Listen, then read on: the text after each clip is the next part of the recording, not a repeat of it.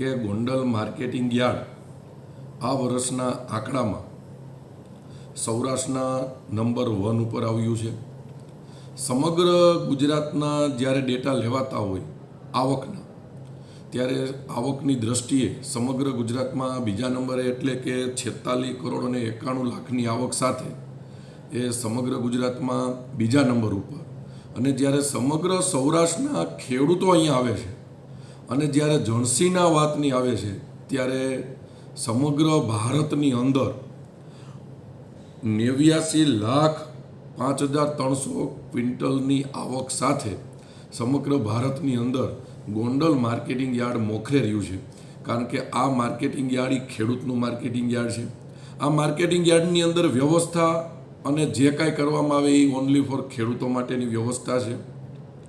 એટલા માટે અત્યારે મગફળી હોય, કપાસ હોય, ધાણા હોય, મરચાં હોય, ડુંગળી હોય, લસણ હોય, એ ઉપરાંત જ્યારે આપણે શાકભાજીની વાત કરીએ તો સફરજન, ખારેક અને કેરીમાં એ ગુજરાતમાં નંબર 1 આવક ઉપર ગોંડલ માર્કેટિંગ યાર્ડ હોય છે.